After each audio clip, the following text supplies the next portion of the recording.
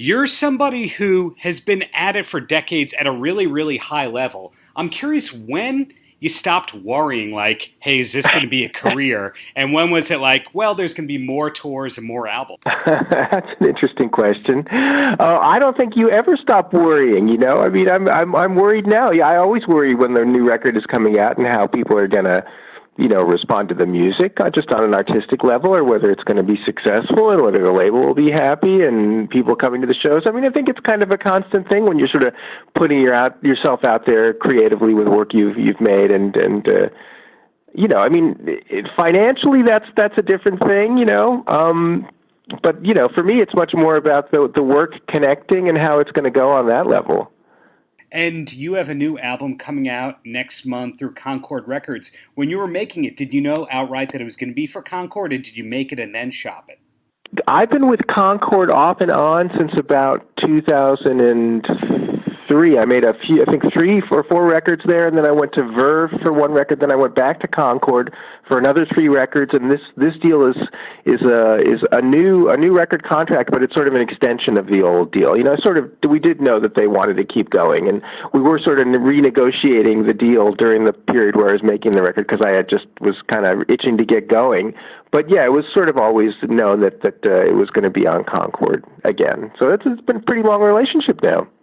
Absolutely. And you also are using musicians and writers and producers that you've been using on and off for decades as well. How much of that is by design and how much of that is actually planned in terms of being this long-term relationship-oriented kind of guy? Well, I do have some fresher names. I mean, I never worked with Kenny Lattimore before, the guest star singer on there, and a couple of the co-writers are newer. But yeah, I mean, look, I mean, that's one of the great things about being in the business as long as I have, is that you sort of, develop relationships with people that can deliver a certain kind of sound, and I just have a lot of respect for these other people that I'm working with, whether as co-writers or just session musicians. And the drummer on the record is the guy that's been touring in my band for 15 years now, and so he knows what I'm looking for, and there's that ease of communication in the studio that really is a valuable thing. People who go back into your career's early days when you're working as a sideman, the Isley Brothers, Morris Day, Tina Marie, and all that, was it outright that you wanted to be a solo artist and you were paying your dues by being a sideman, or did you actually think there was a possibility of being a sideman your whole career? Well, I knew I loved music and that this was the one thing that I did want to try and pursue as a career. And when I first started, I was really just very grateful to be making a living as a musician, and I thought that was it. I had been delivering pizzas, trying to figure out how to break into the business, and then I got that first gig with Morris, and I thought, oh, this is fantastic. You can just be a musician and tour around, but my ambition started to grow, and over the years that I was a sideman, it was about 7 years, I did really start to get frustrated and unhappy because I was just recreating other people's music, learning the parts they'd played on the records, and I had also started trying to write songs, and I was trying to write songs to get them covered by pop artists like many of the sidemen were doing, try and get a big Madonna hit or something like that. But I realized I wasn't liking any of the songs that I was writing, and wasn't having much success with getting them covered by other people. So I thought, well, let me just see if I can write songs that are more personal to me. And that was when it all started to click for me, because I really loved writing that music, and I thought they were better songs. And I thought, well, gee, maybe there's a way for me to get this music out there. And that's when I kind of got the idea to try and maybe make it as a solo artist. So it was a few years into the working as a sideman that I did sort of realize this wasn't for me, and that maybe I needed to set my sights a little higher. And if I've done my research correctly, you're originally from New Rochelle, which is one of those towns that's just right outside of New York City. You meet people from New York City and they think it's forever away, and people from New Rochelle are basically like, yeah, it's 30 minutes outside of the city. And a lot of movies have taken place there. A lot of authors have set their books there. But who was the first entertainer, or what was the first thing from New Rochelle that you saw that you went, I can have a career being a person from New Rochelle. I can be famous? I don't think I had any real sort of, North Star type of people that I could think of, but I was just a kid. I mean, we moved away when I was 14, so, I wasn't really thinking on that level. I don't think I ever really did, even when I moved to Los Angeles. I just was kind of trying to, I kind of like sort of a keep your head down and just do the work kind of person. So I mean, I do remember that the Dick Van Dyke Show was set in New Rochelle, which I always thought was pretty funny because I was a big fan of the Dick Van Dyke Show back in the old days. But definitely New York City was much more of a music town, but I was, as I said, so young when we moved away that I don't think I'd really started to wrap my head around ideas like that yet.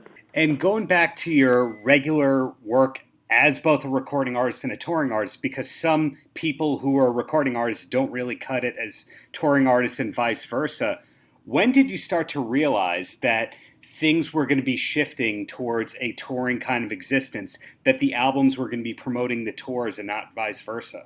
Well, I think that's very synergistic, and even in this new era where the record sales are not as important as they used to be back in the day, it's still synergistic.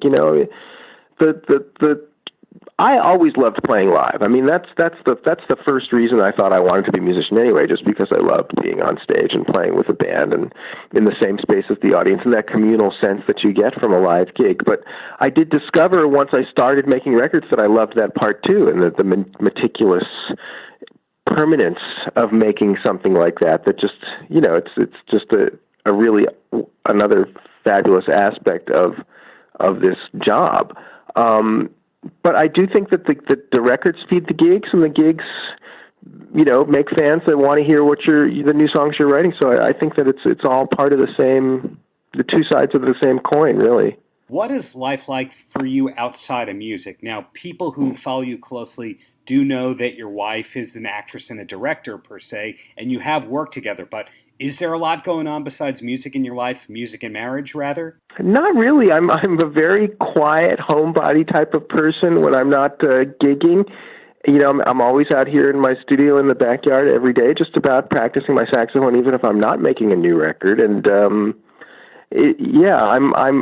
don't do much, but think about music and hang out with my wife, and that's a great life for me. So not an MMA fan or something random like that. And I asked that because you find a lot of musicians actually are into golf, whether or not they're public about it. Yeah, I know a lot of musicians that love to play golf. That is not me. I think golf is another thing that people get super passionate about, and you have to practice golf all the time, and I've already got that with the saxophone. So I'm very fortunate that my hobby of playing the saxophone and writing songs is also my job. So, it's all fun for me. It doesn't feel like work that I need to relax from at all. I'm always just having fun when I'm dealing with music. I like to read in my spare time. That's something I do like to do. I'm not a sports fan or anything like that. I'm just a little sort of a simple cat. And that's really awesome to hear. And one other thing that I'm curious about when you're talking to somebody who's a master of their instrument is whether they also play an instrument or two for fun that they kind of struggle with, just to be able to exercise that part of their mind, really. Well, as a sax player, when I was a sideman, there was often an expectation that you would need to play some flute as well. So I did get one of those and try and learn, and I never became very good at it. Although there is a little flute on the new record. I pulled it out of the closet, did some background flute parts on the record, and I was able to make it sound good enough to put on the record. I did learn how to play keyboards when I was younger, just to write songs, and that was actually my first entree into being a sideman. I toured with Morris Day as a keyboard player, and most of the gigs that I did, I was sort of a keyboard/sax player. So that's still there. It's more of a tool, though, for writing now. I'm not a great keyboard player by any means, but those are the other two instruments I kind of play sort of poorly, but enough to get by. But I don't have like a hobby. I don't like to pick up the guitar in my spare time and stuff like that. And I would be mad at myself if I didn't ask. In touring with Morris Day, what kind of a band leader was it? Because he was kind of like Prince. He was kind of like James Brown in that he was a band leader who didn't really pick up an instrument much per se. Was it a lax situation? Was it more of a boot camp kind of situation? Can you elaborate on that one? Well, I think Morris had come up through those Prince ranks, and Prince was definitely more of a James Brown kind of, I don't want to say controlling, but certainly, a band leader that wanted a certain discipline in the band. And I think Morris emulated that, certainly. So I think that it was definitely that kind of Minneapolis kind of Prince/James Brown kind of thing. Great musicians in that band, and actually I've had the opportunity to share the bill with Morris and his band, and many of the cats that are there were there when I was playing with him golly, 30 years ago still. So that was kind of fun to run into them out there on the road. So bring everything full circle here. Sounds like you're in touch with your past in a great way, still plugging ahead into the future. So in closing, Boney, any last words for the kids? Stay in school. Practice. Paltrocast.